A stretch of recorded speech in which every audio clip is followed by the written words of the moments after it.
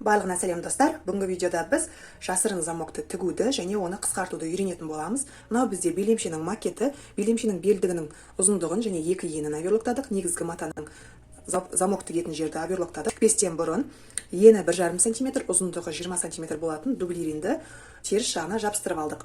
Енді матамызбен белдікті қосып тігіп аламыз осылай. Белдікті осылай қосып алдық және тігісті белдікке қаратып үтіктейміз. Енді оң қаратамыз. Мына замоктың ұзындығы жалпы 30 см. Біз қысқарту үшін қазір 20 см етіп тігіп, артығын қысқартып үйренейік. Ол үшін тігістің тісі біткен жерден сызамыз екі жағынан. Және төмен қарай 20 см сызып аламыз. Осы жерден және осы жерден бітеді. Енді матада да біздің мына белдік қайырылған жерден бастап 20 см есептейміз.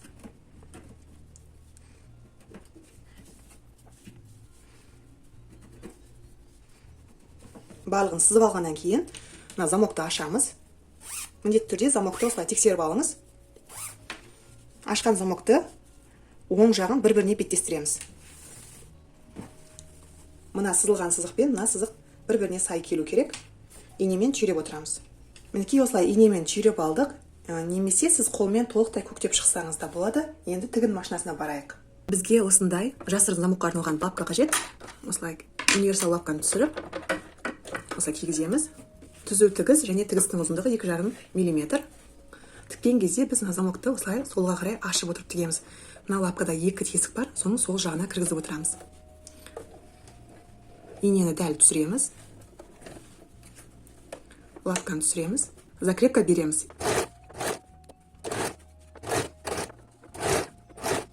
Сыртынан да осылай белгі қойып қойсақ болады. Жеттік. Енді закрепка береміз, артқа қайтамыз. Тігіп алғаннан кейін замокпен тексеріп көреміз. Еш жері қысылып қалмау керек. Мына припуск жоғары жақта жатады. Сонда бізде замок оңай жүретін болады.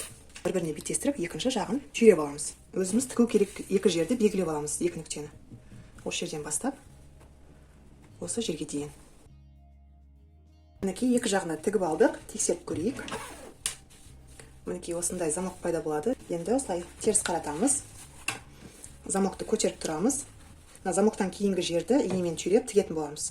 Мына тігісті жалғастырып тігіп шығамыз. Закрепка береміз. Мінекей тігісімізді тігіп екі жаққа қаратып үтіктедік. Енді мына белдікті тігейік. Ол үшін замокты ашамыз. Замоктың артық тісін осылай солға тартып, мына белдікті ішке қарай бүктейміз. Инемен түйреп аламыз. Оверлоктаған жерден бастап закрепка беріп, соңынан тігіп шығамыз. Осындай комплектіде жүретін лапкамен де тігуге болады. Инені түсіреміз тақап. Лапканы түсіреміз. Осы лапкамен де замок тігуге болады негізі. Енді оң қаратамыз. Мінекей тігісті оң қаратып, үтіктеп алдық. Белдікпен мата қосылған екі ортадағы тігістің сыртынан тігін машинасында тігіп шығамыз. Көрінбейтін тігіс болады және арт жақтағы мына оверлоктың тігісінде жабатын болады. Енді мына замокты қысқартайық. Ол үшін өзіміздің негізгі тігістен біткен жерден 3 см тоқтатамыз. Осы жерді жуалды зенеге 5-6 жіп оралған инені осылай кіргізіп, қолмен міндетті түрде тігіп аламыз. Себебі тігін машинасында тіксеңіз, бұл замок ажырап кетуі мүмкін. Түйіндеп алдық. Тақап қиямыз. Осы тігістен төмен қарай 1 см қиып тастаймыз. Замоктың қалтырын тастамаймыз, матаны қиып аламыз.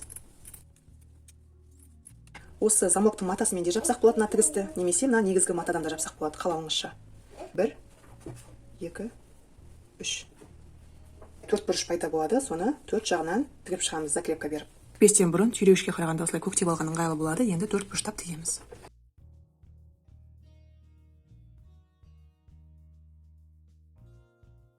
Осымен біздің видеомыз соңына жақындады. Жасырын замокты қалай тігу керектігін және осы замокты қалай қысқарту керектігін үйрендік. Сіздерге видео пайдалы болды деген үміттемін. Сіздермен болған Гүлханай. Келесі кездескенше.